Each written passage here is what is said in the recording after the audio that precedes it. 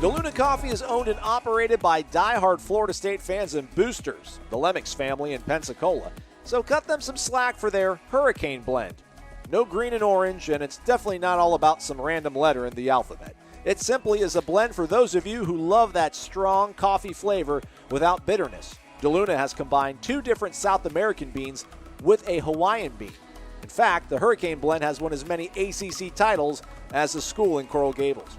Try it or one of their other 24 blends and get a discount when you use the promo code WARCHANT15. Visit DeLunaCoffee.com and check out their Facebook and Instagram. From Tally to Cali, It's time to wake up. Wake up! Wake up! WarChant.com is your ultimate Seminole sports source. And this is Wake Up Warchant, fueled by DeLuna Coffee. Coffee's for closers only. Now here's WarChant.com's Aslan Hajavandi And Corey Clark.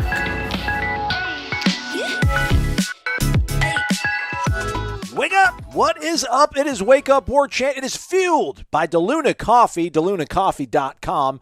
Come explore our world of coffee. That promo code WARCHANT15 saves you 15% on your order at DeLunaCoffee.com. Our guy, random_John, who had a question that got stuck at the bottom of the mailbag, which we'll get to later on, says that there should be a promo code called Corey Sent Me that allows Corey to magically show up at your house and sing Seminole Wind when you order from DeLunaCoffee.com. Thoughts, Corey Clark?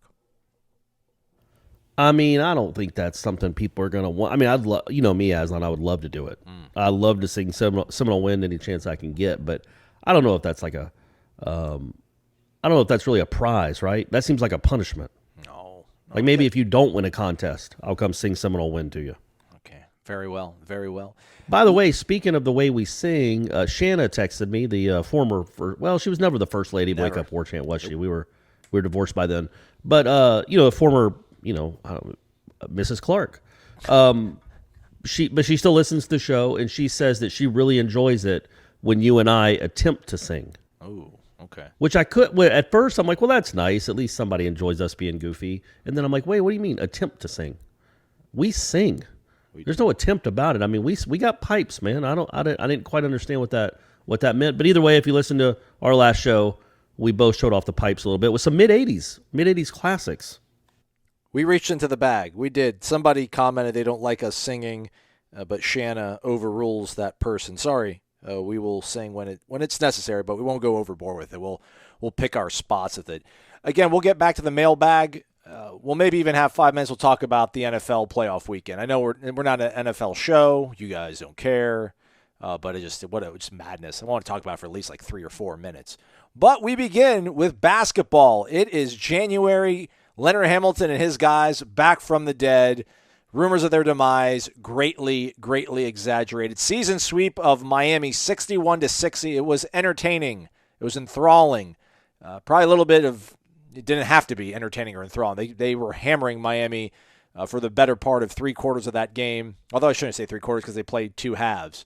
But you know what I'm talking about, everybody. I don't know, 35 minutes of that game, 30 minutes of that basketball game. But they did hold on. They do beat Miami 61-60. I don't know if this means, are they first place now in the ACC, Corey? I know they did vault from first 4 out to last 4 in Joe Lunardi's bracketology, which is a huge deal, obviously. We want to keep covering this team for as long as we possibly can. I mean, golly, I feel like I want to double back to random_John's question, and the Renegade Express kind of double dip in here where he just talks about, it pleases him to see how much better FSU's been doing here. What exactly is said to a team that causes drastic changes? It's not like they magically got gifted with better skills in a few days, so what gives? What changes in their abilities from getting blown out to winning all these games? What is this, like freaking 5, 6 in a row? Can't even keep up, and Raekwon Evans now Mr. Clutch. It's a confidence thing, right? Corey Hamilton said as much. I mean, this team now, they've got enough reps under their belt. They know what the system is going to be. They know their roles. They know where guys are going to be on the floor. When you play confident offensively, it kind of translates to defense.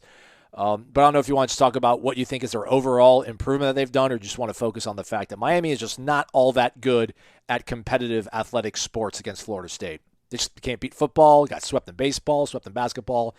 Sucks to be you. Yeah, it's kind of crazy to lose 9 times in a row. Like, I know Florida State's had a much better team than Miami over that stretch the last 4 or 5 years. Maybe not this year. But years prior, they've been substantially better. But still, it's hard to win on the road in the ACC. And Florida State has now won down there, I guess, 4 times in a row. I think 3 or 4 anyway. And then, so that's 9 in a row. And, I think they're playing with a little more confidence. I think it really starts, honestly, with the 3 guards they play. Raekwon Evans, he's never going to be a huge scorer. We know that. But, he knocked down his only 3 in that game on Saturday. It was early. Probably gave the team some confidence. Only turned it over twice. Plays pretty good defense. And then Mills and Polite both played well. And Mills and Polite have both been playing well.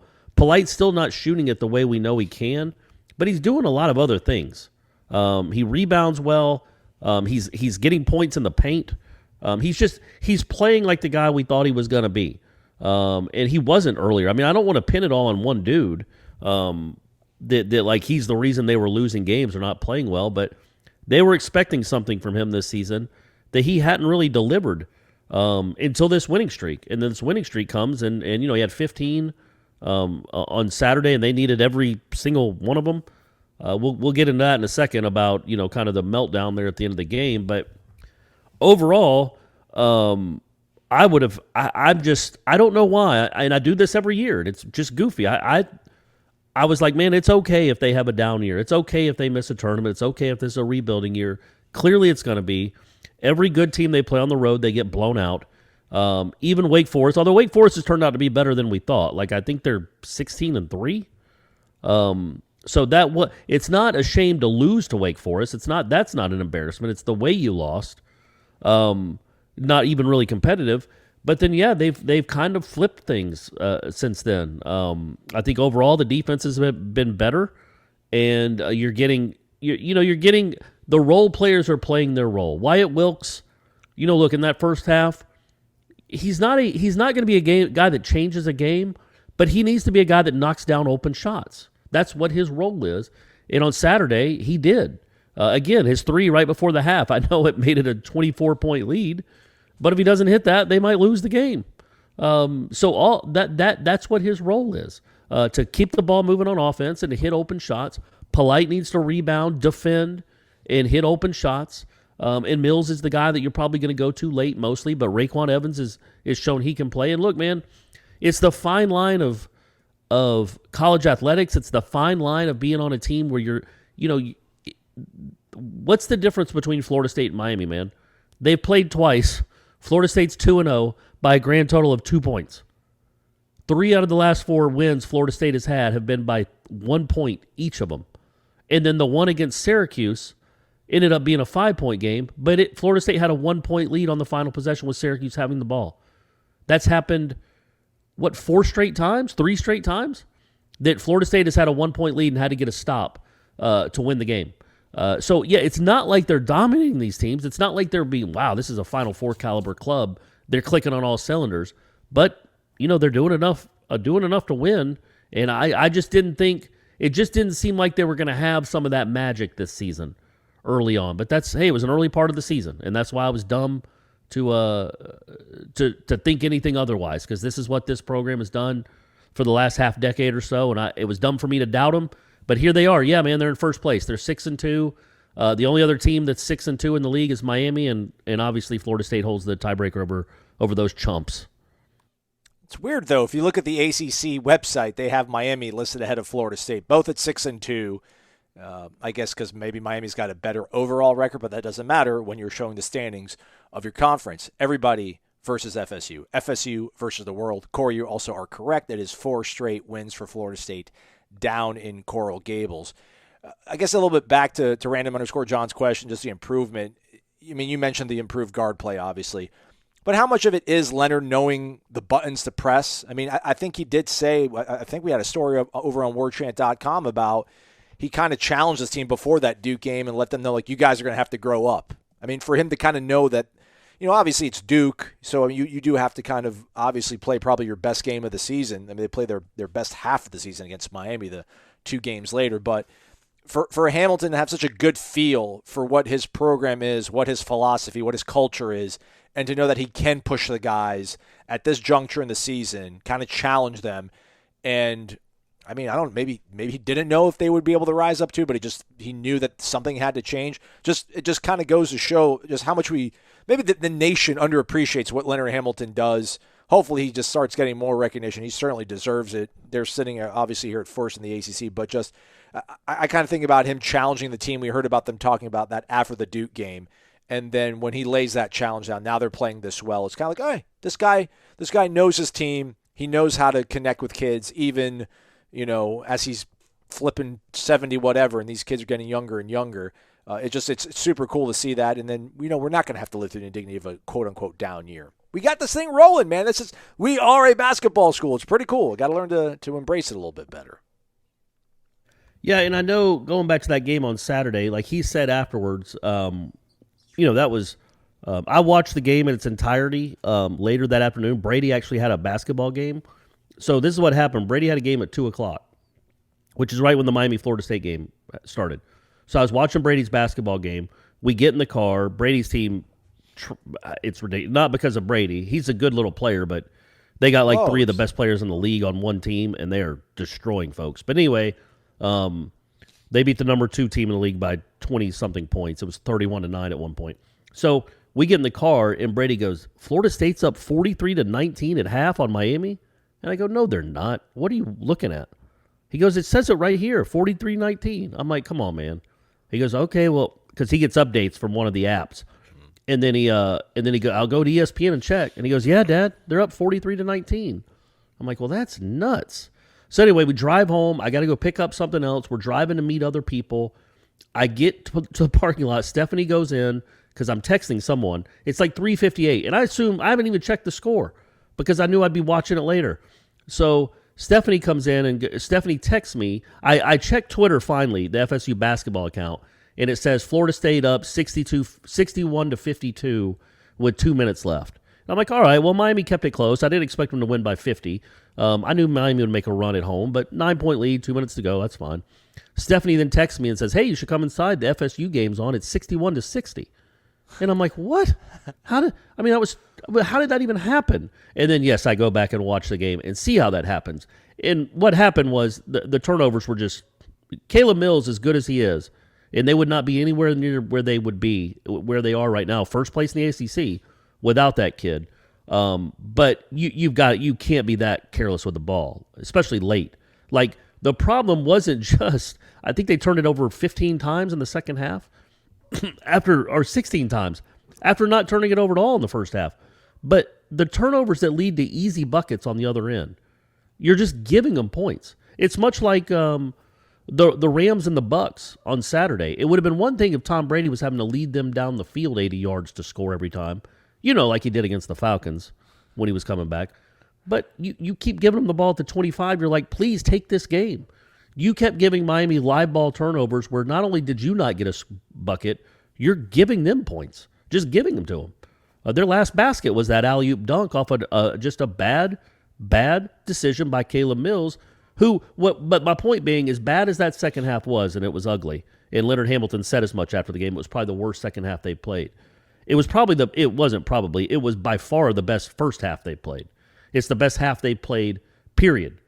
And for them to come out against a team that was desperate, to beat them, number one, but to end a streak, but also because first place was on the line, they're at home, their crowd's fired up. That was actually a good crowd for a Miami crowd. They were all fired up because of what had they just done in North Carolina.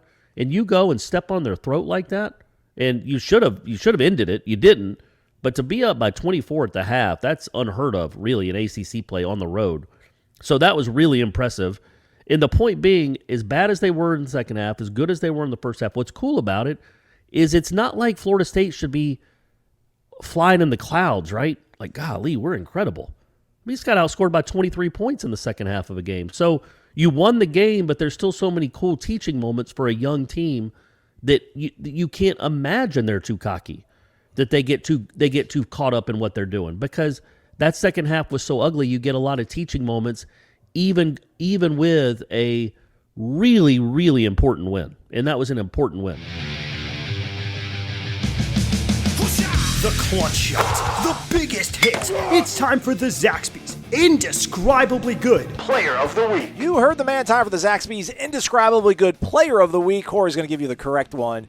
I'm never correct. I usually am. I like to go off the beaten path, but not a lot of other stuff going on besides all these dubs on the hardwood for the men, 6 in a row. They're back in action Wednesday. Corey will be hanging out in Atlanta, probably catching that one. I'm going with Matthew Cleveland, Corey. We needed guys to grow up. He comes in a tough spot against Duke, makes his impact felt, comes back on that sleepy, weird Thursday noon game against UNF and drops 21 and 10.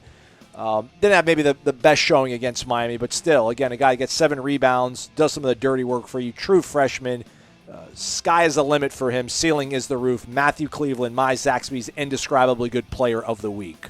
Corey, you. I'm going to go with the guy I was just giving a little grief because he is really good. Caleb Mills, again, he had 21 in that game against UNF, which they needed a good portion of those. But in that game, in that second half, when they desperately needed buckets late because it was getting loud and the momentum was clearly on Miami's side and you had to get buckets. I know the last 3 minutes was ugly, but he had 2 really impressive takes. I think he was 7 of 9. Yeah, I'm looking at it now. He was 7 of 9 from the floor. He might need to shoot a little more. He was 7 of 9 on 4, 2 of 2 from the free throw line. Turnovers he's got to figure out. But Caleb Mills is now what he did against Duke in overtime, scored 8 in that overtime or 7 in that overtime.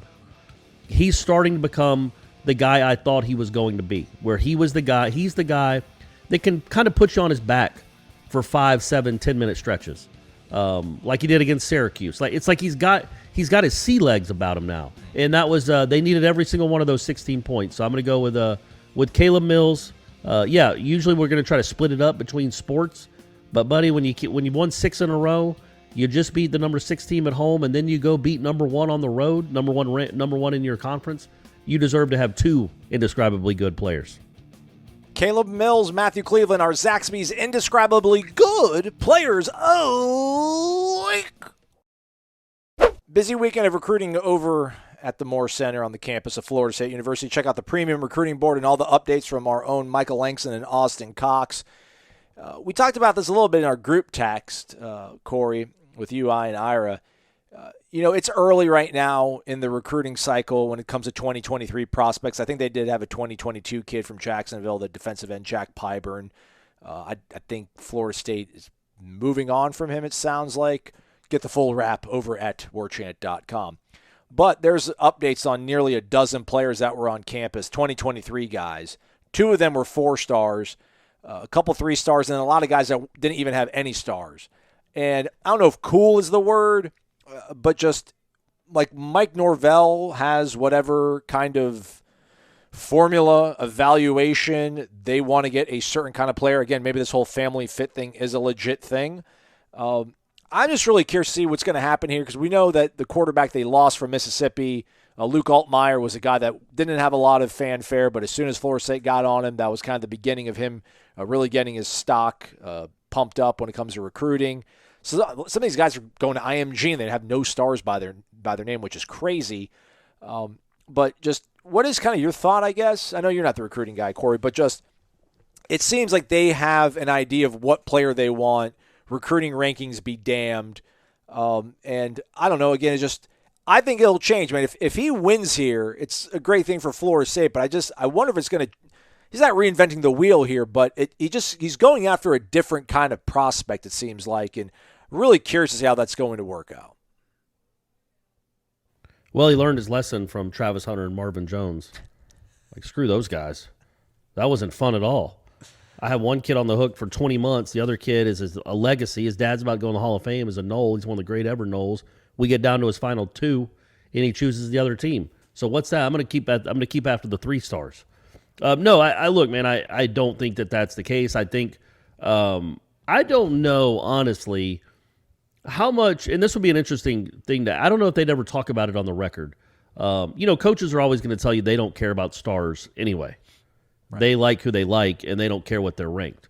I will say I don't know when this early on. I think there's so much fluctuation between, a kid might start as a 3-star and might end up as a 5-star. I mean, that happens a good bit, or at least a 4-star. That happens a good bit. So I don't know that we can say these guys aren't maybe big-time prospects just because they got 3 stars by their names yet. I think as they go on, like as they go to more of these camps, more of these showcase things that rivals and the like put on, I think the ratings get more accurate, and you get bumped up a good bit. You see that in a lot of basketball too. Like there are guys, if you go to the rivals, like top 150 basketball players, there will be guys. You know how they do like the lightning bolts when guys are really flying up the charts. Yeah. I saw a guy on the rivals basketball board that had flown up like 114 spots. So I think these guys, they've only played they're through their junior years. Some of them didn't probably play as sophomores.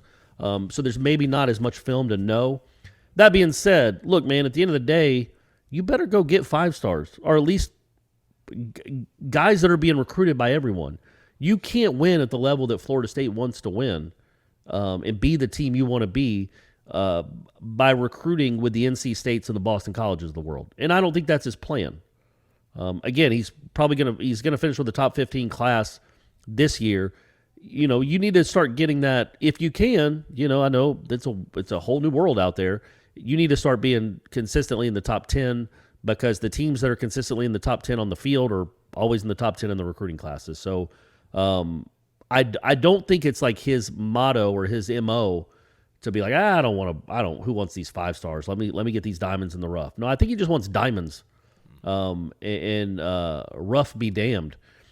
And so, yeah, I wouldn't take much into what let's see how it plays out over the next 6 months, right? Won't we have a better idea in the next 4 or 6 months, like what kind of class they're putting together? Because it's so early. It's crazy too, by the way. How many kids visited, would you say? 12, 15, 12, 10? Yeah. And all of them were juniors. The real signing day, quote unquote, that we've known our whole lives is, what is it, Aslan? 2 weeks away? Yeah. We don't care at all. They had one kid that's still that's part of the 2022 class that you said visited, the defensive end, right? Yeah. So that's it. All the other kids were 2023s. So that's interesting to me and just intriguing to me how the whole calendar's flipped. We're like, yeah, we're done, man. We're recruiting 21-year-olds that have played in the Power 5. Now we want to start on the 2023 class, but this signing day coming up isn't anything that we really even care about at all.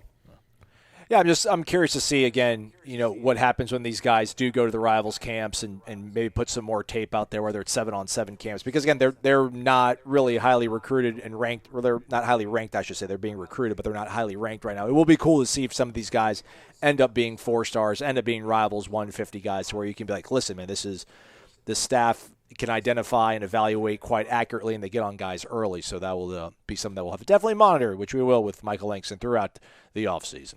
Let's get back to the mailbag. Let's go to NYC_Nole_2 Charlie Ward 92 avatar. Wake up! Last Tuesday night, I was with my father, and we checked the FSU basketball score, saw it was tied right around halftime. We threw the game on, and I tell you what, it was a fun watch. I know it's probably not this year, but would be really nice to see Coach Ham make the Final Four. Why not, though? Why not NYC Nole 2? Quick question for Aslan this morning. We keep hearing about your Tinder dates, but are you exploring other apps? I'm not going to name all the apps. We're not going to give them free publicity. Keep up the good work. Drink your DeLuna coffee and go Noles. Yeah, we're not going to talk about that. What's that app stuff for celebrities, Aslan? Don't celebrities have an app that's like a Tinder, but it's for celebrities? He says in here, heck, a celebrity like yourself might even be able to get on Raya. I've heard of an app that's... Yeah, that's it. Is that it? Yeah, that's it. Probably not. I don't even have a blue check mark by my name. Because I could have gotten a blue check mark at my television station in Mississippi, but I'm like, I don't care about that. It's not a big deal. And now I'm like, I should have done that. I'd have so much more cred. But yeah, I have used some of these other apps that you've listed in your thing, but we're not going to talk about my dates all that much anymore because, not that I'm doing anything, there's no impropriety going on over here, but a young lady listened to one of our shows from last week, Corey. Maybe we'll just talk about it later on in the program, not the beginning of it. But I had No. Well, I want to talk about it now. What are you about to say? Well, no, Let's hear real it. quick, we're going to go to the next question because people don't care about this too much. So I've been going on I went on 2 dates with this young lady who I was like, okay, she seems more of a long-term prospect. Whereas I had been seeing and hanging out with this other young lady who didn't want really anything long-term or seriously committed. And she's like, you can date other people, that's fine. But apparently when she heard me on the podcast talk about the fact that I went out on a couple dates with another young lady, did not take all that kindly to it. But we worked it out because your guy is transparent and has receipts and keeps text messages and does screenshots and circles it. And it's like, look what you said. So probably for the betterment of my dwindling ability to find a woman in this town and start a family, I'm probably not going to divulge what's going on in my date. I really haven't all that much. And I'm not keeping out any. There is one good story, but it's not a good story to share with all the kids. If you're drunk with me in New Orleans and there's like 3 or 4 of us gathered around, I might tell you. And I hate being the guy that does that, but I just did it. So anything else, Corey, before we go to the next question? Yeah, I mean, I think there's a couple things here. Number one, there's somebody that was a little taken aback that you were on dates with other people, which to me is a good sign. There must have been a connection there. No, but must have been, right? No, I mean, I like. Oh gosh, see, I don't want to go into this. Let's go, man. Let's go. Let's get real.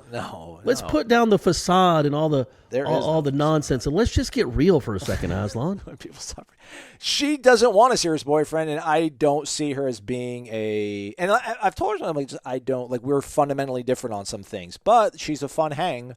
So, and she knows that. So, like, yeah. That's why, yeah. It's not like, oh, it's okay. Well, that didn't go the way I planned. Well, let's go the other route then. It's not. It's not. Hey, Corey, it's not 1987. I don't make a mixtape and give it to a girl, and she's like, "Oh my God, you're the sweetest thing in the world." It's a dirty, dirty game. It's horrible. I hate it. Just want to get married and have a child already. Nole 43. Okay. Right. Let's go. Get that out there. Let's go to our guy Eric in Cincinnati. Wake up, gents. Aslan, Corey. How about them Noles taking down Duke? How about them Noles taking down Miami? How about them Noles taking down UNF? Great wins.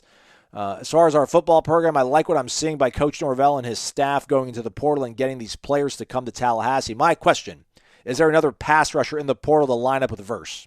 As always, hit the like button, hit the thumbs up button, drink your delicious DeLuna coffee, and subscribe to Warchant TV on YouTube or warchant.com. Thank you, Eric in Cincinnati. Mekhi Benton, I think, was his last name. I'm not sure on the last name. I know there was a young man named Mekhi from Missouri that was the one of the more sought. Mekhi Wingo. Mekhi Benton. I don't know who that is. Mekhi Wingo. That was the next, soup du jour when it comes to defensive ends. He was at Missouri, and I think he had an all-SEC type season. He transferred to LSU. So that was the last sort of potential. Like there was evidence. There was, a good amount of evidence that this was a guy that could come in and perform and produce as he's the only guy I can recall. Maybe we'll ask Michael. We'll get it on the show later, or we'll check it on the PRB. But there's nobody I've heard in the portal that is that kind of elite can't-miss guy. But, Corey, that's not to say that one won't emerge. And as we've seen with this staff, man, they are heavily invested in the portal, and they're on top of this sort of stuff. Yeah, I mean, they got, like we talked about last week, they've got probably 4 or 5 spots left.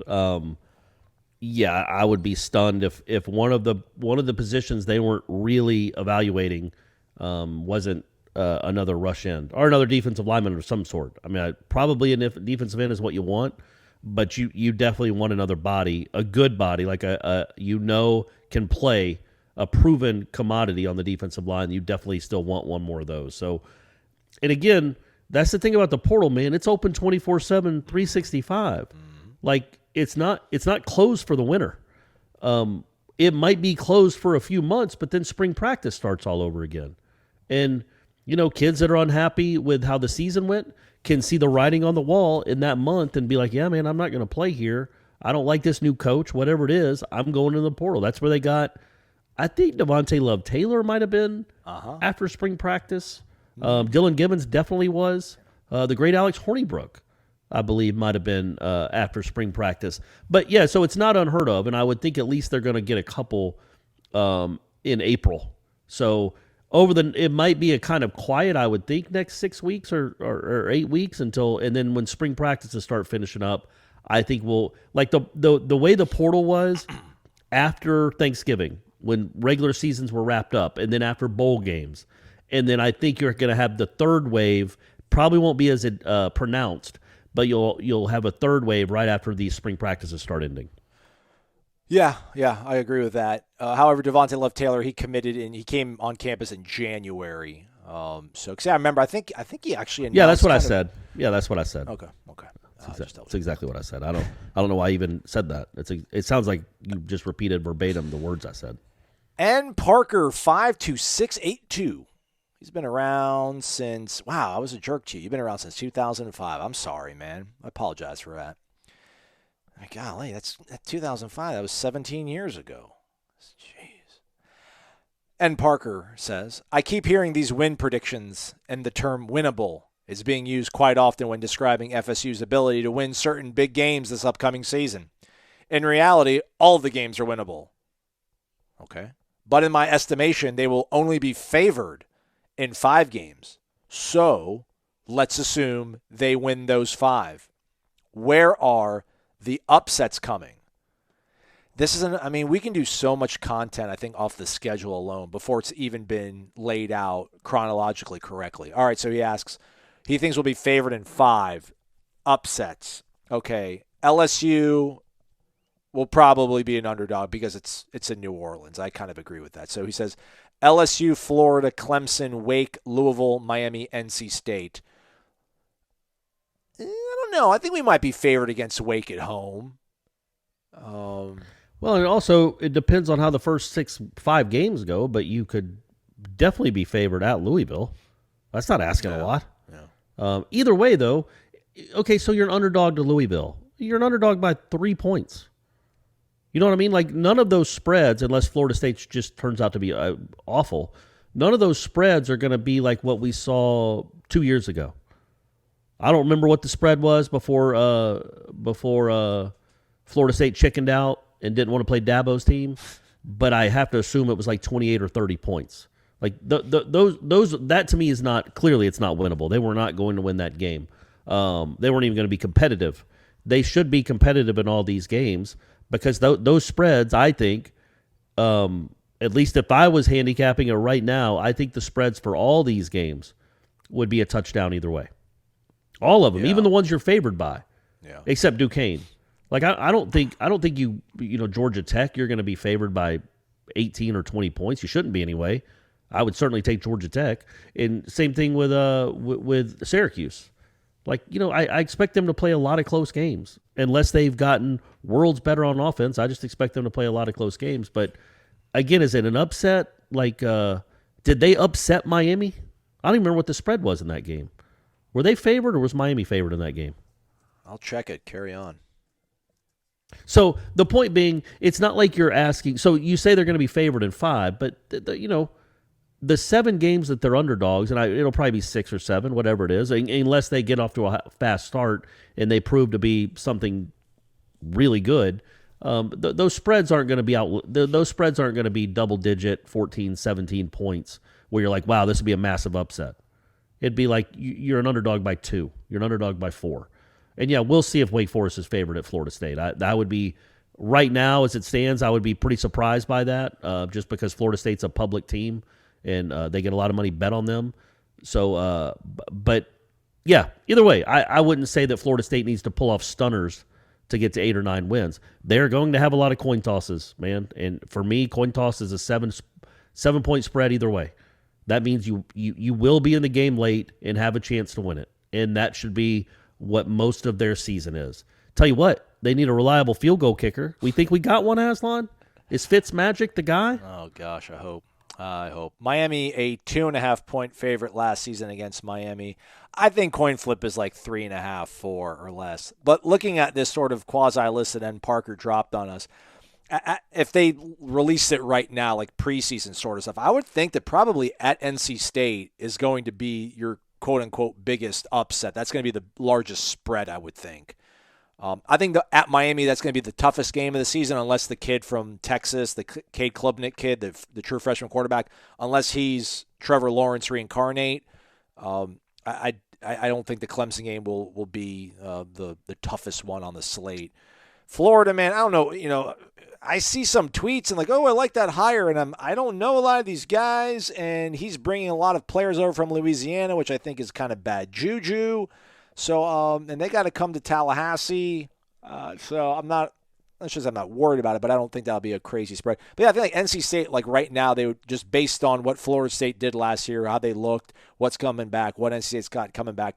I mean, maybe like 5.5, 6 point favorite NC State, which would probably be the largest of any of these aforementioned quote unquote upsets. Agreed. But yeah, that's there. When I say winnable, understand that definitely means losable too. Well said. I don't know that they have a game that isn't losable other than Duquesne. Legitimately, there's not one on that schedule where you're like, well, there's no chance they could lose this game. No. That's Duquesne right now, January 24th. That's it. That's the only team that I think for sure Florida State will beat. All the other ones, we'll see. It's going to be interesting, Aslan. Going to be entertaining. Real quick before we go to the next question, though, Corey, how many teams can say that, though? How many teams other than that FCS team on their schedule can say that every game is winnable and losable? I mean, like Georgia and Alabama, Ohio State. I mean, they're the only teams that probably can say, like, all right, we got 3 games on the schedule. We got 3 games that are, Power 5 opponents, even maybe SEC opponents that we're not going to lose to them. I mean, how many teams in the country do you think can actually say they're not in the same predicament as Florida State, where it's like, hey man, we got our one slam dunk, and then everything else we don't know, coin flip. Yeah, I think that's college football now, though. Yeah, there aren't a lot of great teams. There's a lot of pretty good teams that can lose to mediocre teams if they don't play well. Florida State, the climb is to get to pretty good, and then to get to the Ohio State, Alabama, Georgia part of it, where you do have 7 or 8 games where you have no chance of losing as soon as the schedule comes out. Well, right now you're not there, buddy. What an amazing time that was. Gator 188, it's Gator Kirk. Wake up, wake up, wake up. He does it in all caps and garnet, like 38-point font. Gator, come on, man. Give me a break. It's January. Hope you all are doing well. If this is, in fact, an offense made for playmakers, which we only have had one true playmaker the past 2 years, and it's a rebuild as well, why are people so shocked about the record the past 2 years? Not that I'm happy with the results, but it is in line with the talent we were putting on the field. There is such a steep mountain to climb. Have a great day. Go Noles. Oh, man. Well, that's a lot of complexity in that. There's a lot of layers in that one. Part of me thought about kind of like the 49ers, looking at the way they've kind of rallied here of late. If you want to talk about offense for playmakers, them, but, Florida State doesn't have a Deebo Samuel. But, for them to be like, all right, we're going to line them up in the backfield and we're going to run like these really unconventional toss sweeps, but it's not even perimeter outside runs. Like they toss the ball to him as like those single back, and then he runs between the tackles like in a power run. It's the reason why they're in the NFC Championship game. He's pretty much all they have offensively, and he is just one single playmaker. But, I mean, Florida State doesn't have anybody on their offensive side of the ball right now that's going to be a first-round draft pick. But it's Florida State, Gator, right, Corey? I mean, that's the, if we're not going to be okay. We understand a rebuild. Like, we understand we're not going to go 11-1, but to look so sluggish on offense with a guy who is offensively minded first, who is supposedly one of the more sharp or creative minds, like maybe mixing some stuff. We've seen them practice. We've seen them practice some pretty cool wrinkles that you're like, okay, that's going to be tough to defend, and we haven't seen them deploy that stuff in game. So at least for like the media part of this, it's a little bit frustrating, but it's a kind of valid question. If this is a offense for playmakers and you have no playmakers, what should you be expecting after all, Corey? Well, I would just say this, man. Like, I appreciate the question. And I appreciate Gator Kirk, and I understand that sentiment. But how many programs in the country have had 4 straight losing seasons? I don't know. Not many. Out of the Power 5, I would guess maybe there's 10%. Like, they haven't snuck a winning season in there somewhere. It's not like you're asking for the moon. You're not asking to go from awful to why aren't we playing in the Fiesta Bowl?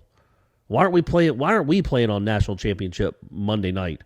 You're not doing that. Nobody's doing that, but at the same time, it does get frustrating to look around the country and see other teams, other programs where it just doesn't seem to be this hard. It doesn't seem to be a 3-year climb just to get to a winning record, or a 5-year climb if you want to go to Willie's first year. And even the last winning season was 7-6. I mean, it has been a half decade of under 500 football at a place that won more games than anybody from 1980 on. The winningest program in the country, to then go through that's where I think it comes from. That's the frustration, that's the angst, that's the impatience. And it's fandom in general, so people are impatient anyway. But yeah, I mean, I think you have to look at it through that lens, is that you look around not only do you look around the country and see other teams that at least get to bowls quicker, get to winning records quicker, but also you're Florida State. Like, you don't want to kind of lower your standards. You can be realistic, and I think we do a really good job of keeping people realistic. Maybe too good a job at times on our site, and then just us the way we talk. But the end of the day, you're Florida State, and you don't accept this, and that's what Norvell's here to clean up. But so the point being, yes, it was a complete mess. Anybody that was expecting him to go 8 or 9 wins either of these last 2 years was not thinking clearly, probably. The roster just wasn't built for it. But it still doesn't make it easy to watch. And you still, that's all. I think it's just the frustration bubbling over. And, the people that are like, you need to fire Norvell after 2 losing seasons. I mean, come on, man. I don't listen to them. But I also don't listen. I don't just take for face value that, oh, yeah, Norvell's the answer, he's going to turn it around. There is a gray area there, and we're still in the middle of it. I think he's a good coach. I hope he turns it around. But, at some point you're going to have to start winning games, and that point has to come here pretty soon, because we've seen other teams do it. Yeah. So that's all. Exactly. That's all. Did that make sense? Probably not. No, just me rambling as usual. Listen, man. Like Dan Mullen, we laughed at McElwain's recruiting prowess or lack thereof, but apparently, like that Kyle Pitts kid that he got from the Northeast was actually pretty good, and the Kyle Trask quarterback kid was actually pretty good. So Dan Mullen did have a better roster, but like Dan Mullen took that team, put him back in the SEC championship game, which they'd been in there, I think, once or twice under Jim McElwain. But I mean, they're a stupid kid. No offense, but they're a kid throwing a shoe away from maybe playing for the national title last year. Maybe they would have beat Alabama and played for a national title. You look again, like, I'm sorry, I'll say it on blue in the face. Like, you look at what Lane Kiffin's done at Ole Miss. And that's by no means like a roster flush with offensive talent. I mean, you look at that sort of stuff. And then now, like, you got a new coach in Gainesville, you got a new coach in Miami, and who knows what they're going to do. And then Sam Pittman got hired in the same cycle as Mike Norvell. And he arguably inherited a worse mess than Norvell did. I mean, I think Chad Morris had a combined 4 wins in the 2 seasons he was in Fayetteville. Willie won more than that. And then Sam Pittman comes in. They're winning bowl games. They're playing in New Year's bowl games. And I mean, I know they're like only 8 or 9 wins, but man, that beats what Florida State's done. And again, like Arkansas is not, I mean, they had to take Warren Thompson off of our hands. So, yeah, I mean, it's to Corey's point. And you say it more diplomatically, I come off being more critical because of the tone of my voice. But, yeah, man, we're not the only team that was stuck in this position. Other teams have dug themselves out quicker. Let's just hope that our slower climb maybe be more sustainable. Let's see if Ole Miss, maybe they'll fall off after they lost all these guys. So, who knows? Last question, Corey. We made it. Or did you have something to say? Go ahead, Corey. Add something if you feel the need to. No, I was going to say that's a good point, and that's the hope, is that maybe this is built on something real. Like it isn't just like smoke and mirrors. Not that I'm saying Arkansas is, but you're hoping that your climb is steadier and more upward. You're upwardly mobile to where you sustain this for the next 5, 10, 20, however long Norvell wants to be in Tallahassee.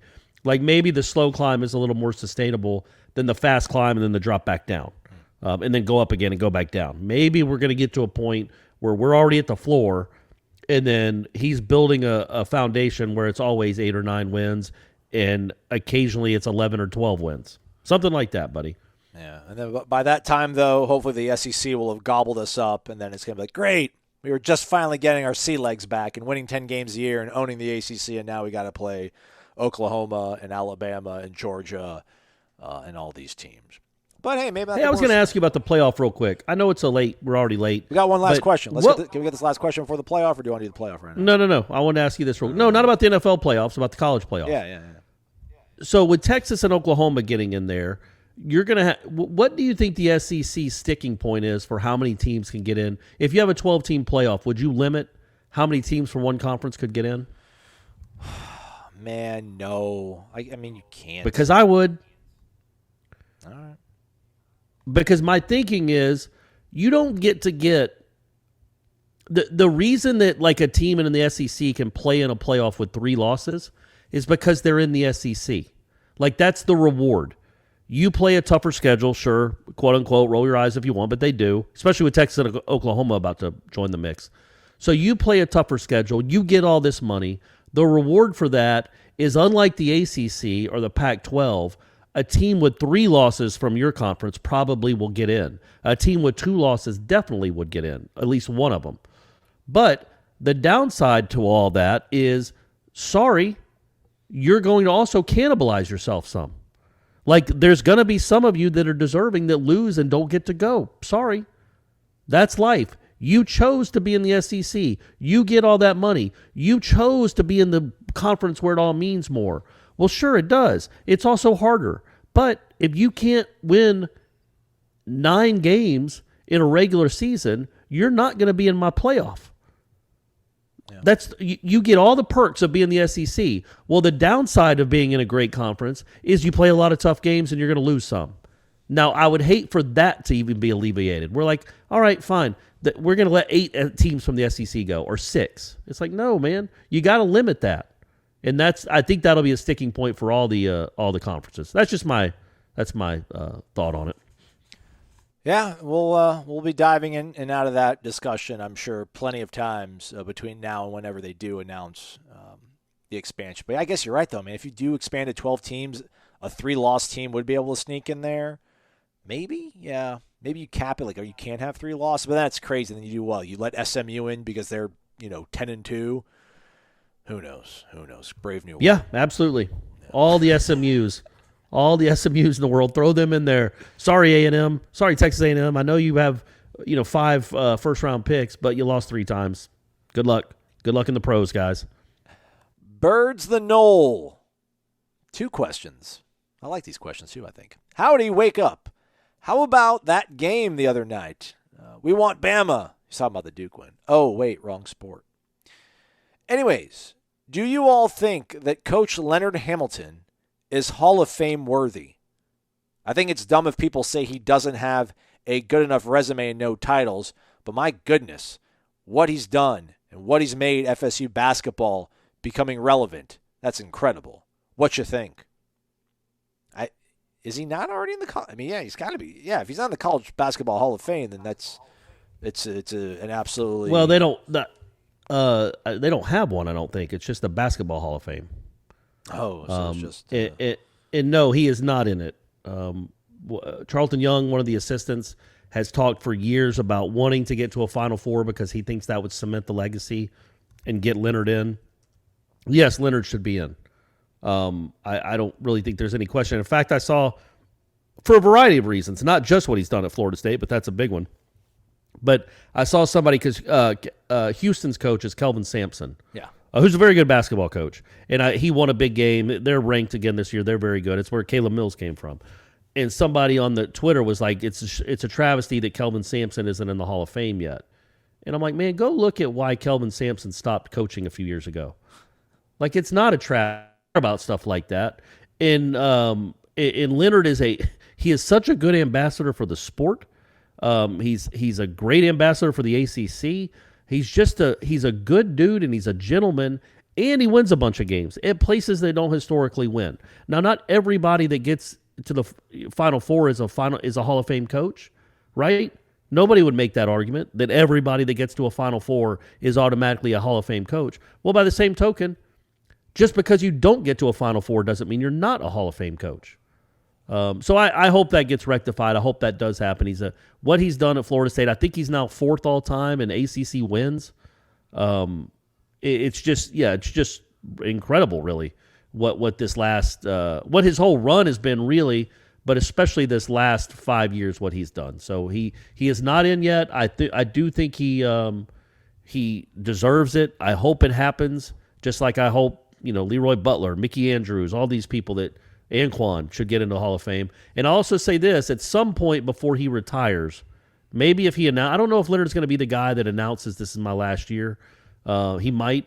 But when that happens, they need to rename the court. Oh, absolutely. Or name it. I don't know if it's even named anything. No. But name it the J. Leonard Hamilton Court at the Civic Center. That's Corey Clark throwing that in there. No, I think we can all get behind that one. According to Wikipedia, there's a National Collegiate Basketball Hall of Fame located in Kansas City, Missouri. The museum is an integral portion of the college basketball experience. In 2006, the National Association of Basketball Coaches honored around 180 players, coaches, and other notable contributors to the College Basketball Hall of Fame by inducting them into the inaugural class. So maybe we can get them into that one at least. So that must not be the one, though, right? Because it's only been around since 06. So, right. But a Coach lot of K important and people are on this, Boeheim. though. Like Fog Allen's in this, Jim Calhoun's in this, Boeheim's in this one. Willis But isn't Reed. Boeheim also isn't he in the Naismith Hall of Fame, too? Maybe. That's what I would think. Like Coach K, Roy Williams, they're in that Hall of Fame, which is it's like being in the Pro Football Hall of Fame versus I know they're different sports, the College Football Hall of Fame, but the Basketball Hall of Fame, I think the Naismith Basketball Hall of Fame does include college coaches. Yeah, John Wooden. Like John Wooden's in there. Yes. Amos Alonzo Stagg's in there, which that's crazy. Really? He's a football guy, but it says he's in there. 1959. Yeah. But yeah, whatever Hall of Fame is out there that's basketball, Leonard Hamilton should be in there. Especially, you talk about CY, talking about a Final Four would help his cause. Man, Scotty Barnes keeps playing really well. That'll help the cause. I don't know when Patrick's going to return to action for the Bulls, but the Bulls are doing really well. I mean, if he ends up having a good career, we're seeing what Trent and Terrence are doing. So if he gets some of these guys and maybe perform pretty well in the NBA, that could maybe help too, don't you think?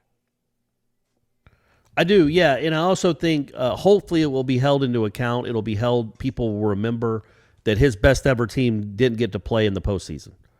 Not because they did anything wrong, it's because there wasn't a postseason.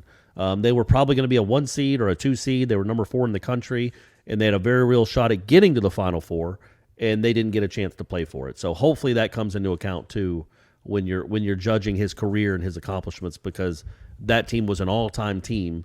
Yeah, like it had Devin Vassell, who's having a nice season for the Spurs, and then all these other people. MJ Walker's played in an NBA game. Sunday night, I saw Trent Forrest guarding the bejesus out of Steph Curry in an NBA game. Obviously, Scotty Barnes has played in an NBA game. Patrick Williams, when he comes back, he's an NBA player. He's just Terrence Mann. All these guys that have been around the last 5 or 6 years, man. Yeah, that all speaks very highly of Florida State and Leonard Hamilton. So hopefully that gets the attention it deserves too.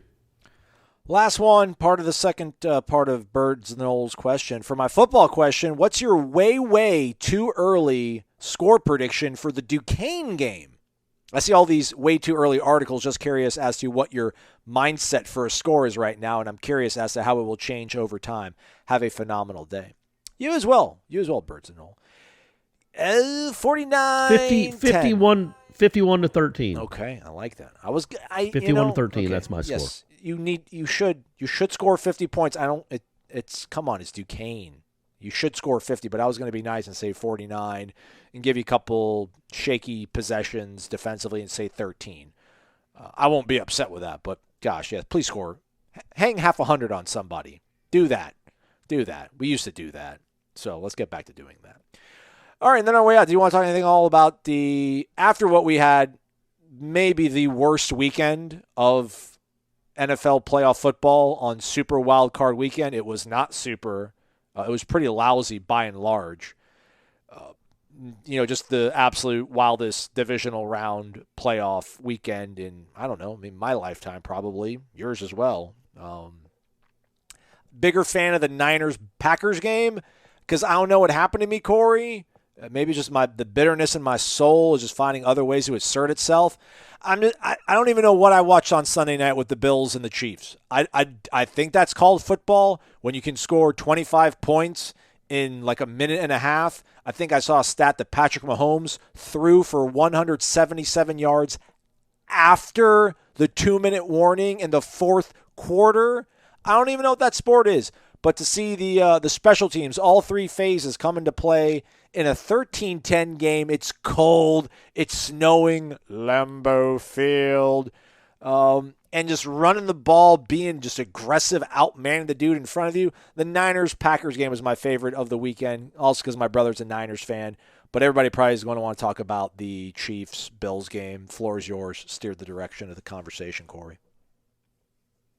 I think because that game was watched by so many people, and it was probably at least the two best young under 25 quarterbacks in the league, maybe the two best. I mean, Josh Allen, good night. My goodness, man. I think what that game will do, legitimately, what I think it will do is change the overtime rules in the NFL.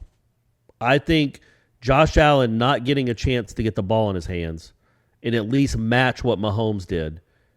Everybody after the game was like, yeah, that kind of sucks. And college football fans are like, yeah, we know. We took care of that a long time ago. You idiots, it used to just be a field goal. At least you changed it a little bit, but no, they are going to get it to a point where at some way, somehow, a team is going to be guaranteed of getting to touch the ball. And I think this was the tipping point. So at least that came from it. I admit I was rooting for the Bills because they're, as a Braves fan, I root for other long-suffering fan bases. So I was rooting for them. I felt bummed for them. I mean, you score the game-winning touchdown with 13 seconds left and you can't end the game? I mean, it's just crazy. What are they playing? Not that they defended stuff very well. I also don't know why you wouldn't kick the ball and have them return it. Mm-hmm. Like, try to not just pooch it to like the 9. That kid, their kicker was kicking it out of the end zone. Like, you could pooch it pretty high to the 9, where at least you're going to burn a few seconds to have to return it. And maybe instead of 13 seconds left, they have 10 seconds left or 9, and they can't get confidently 2 passes off. So, I don't know. That's a bummer for Bills fans, but Mahomes is ridiculous. He's incredible. He might end up being the best that's ever done it. And maybe Allen is number 2 for all we know. But I think that's the biggest takeaway from the whole weekend is that I do think that will shift the narrative enough. The public outcry will be much. It should have been like that all along. It's always been goofy. But it should have been like that all along where it's like, yeah, this is dumb. The Super Bowl might have just been decided on a coin flip. That's dumb. Let's let our great players get a chance to match each other. But other than that, I thought I was really happy for Matt Stafford. I know we have Bucs fans that listen to this. Come on, guys. You just won a Super Bowl.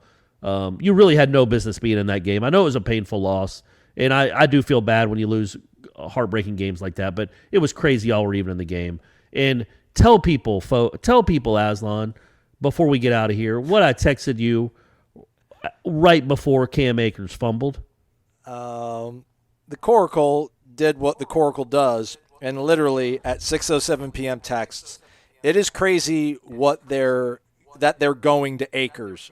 And then at 6:07 and 38 seconds, Cam Akers proceeded to put the ball on the ground. Well, no, it was crazy what they were doing. That's might have been a typo. I meant to say it's crazy what they're doing to Akers. Okay.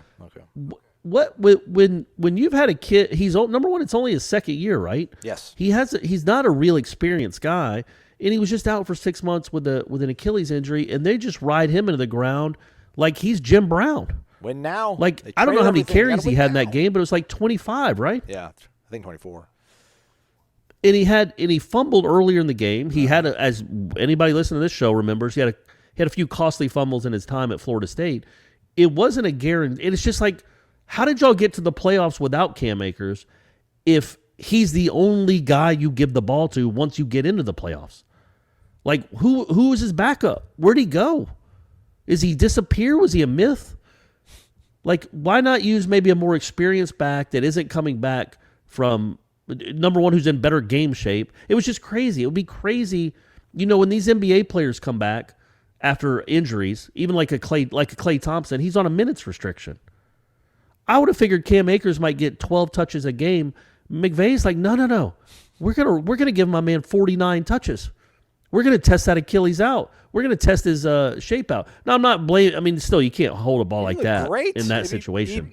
It's crazy. He zipped up the hole, man. He got like 7 yards on that, but you need to have 2 He's hands. trying to win the game. Yeah. He's thinking, I get this first down, it's over. Yeah. That's what. So he was running very hard, but it was crazy to me that nobody thought to be like, are we sure we want the second-year guy that hasn't played all season in the game, right? Who had a horrible fumble right before the first half?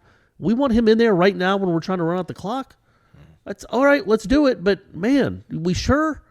Yeah. So, but I say all that to say this: I'm very, very, very happy for him that the Rams came back and won that game, because I can't imagine what that would have been like for him for the rest of his career, maybe. Yeah. I mean, that's those are moments that, a fumble at the 1 when you're going in to make it 27-3 right before half, and then a fumble when you're trying to run out the clock up in a playoff game. That's stuff that can follow you around forever if you lose that. So I was very happy that Matt Stafford hit down the middle and they won the game. All right, very well.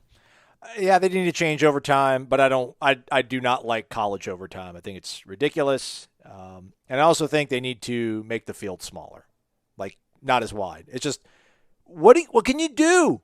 How can you defend Josh Allen and Patrick Mahomes? You drop 7. There's only 4 guys that were running routes. Like the running back literally just was like 5 yards beyond the line of scrimmage. So I guess you had to maybe keep a linebacker in there. Guys are running wide open. Like what you can't cover. You can't play defense. It's ridiculous. It's ridiculous, Corey. I would say add an extra defender. Okay. Make it 11 versus 12. Oh, okay. How about that? All right. What do you think about that? And yeah, I don't necessarily think you should start from the 25 and then go to 2-point conversions every time, but maybe start from No, make it midfield. 10 minutes, man. Make it a 10-minute quarter. Play it straight up. Whoever's winning after that 10 minutes. But make it a real quarter. Yes. Whoever's winning make it after a real 10, quarter, yes. right? Yeah, whoever's winning after 10 minutes not wins sudden the death. game. Yes. Yeah. But then after that, then I maybe agree go with to that. sudden death. Then after that, go to sudden death. But I don't like on the 20. I just don't like that. That's not football either. That's ridiculous. I know penalty kicks Hey, aren't you're right. soccer either, but you've been playing for like 150 minutes. It's time to wrap it up, We want it in some capacity where each team gets the ball. Yes. Right? Correct. Each team, it would be like an NBA overtime where if you win the tip and you go make a layup, ball game, shake hands. Like they don't do play that. defense. Or extra innings. The guy in the 10th inning to lead off the top of the 10th hits a bomb, and you're like, all right, walk it off. That's it. You don't get to bat. No, just make it where each team has the ball, like it's a real game. That's just that's not how the sport works any other time. So yeah, I agree with that. Make it a 10-minute, especially in the playoffs. Yes. Make it a 10-minute and you're going to keep playing like they do now. If it's a tie after 10 minutes now in the regular season, it's a tie. But otherwise, in the playoffs, do the same 10-minute overtime. So each team is at least going to get the ball once. And yeah, if you can't score after your first possession, then yeah, if the other team beats you on your second possession, too bad. But at least give Josh Allen a chance to touch the football once. That was a bit of a bummer, a little anticlimactic. But what are you going to do? Mahomes is insane. 13 seconds is incredible. Hopefully we can fix college football as the offseason progresses. That's a wrap on the show. Jeff Cameron coming up 1 to 3 o'clock on YouTube as well as 93.3 FM. And then on Tuesday will be Seminole Headlines. And we'll crank out 2 more shows for you most likely this week. I think Tuesday we're going to get some more newcomers at the mic. So we'll get to speak to some freshmen, maybe some more transfers. And then that'll maybe give us enough to drop a show for you folks on Wednesday. So until then, have a great one. Stay connected to warchant.com. It is your ultimate Seminole source after all. That's Corey Clark. Miss you, Corey. I'm Aslan. Thanks for listening to Wake Up Warchant. Fueled by DeLuna Coffee.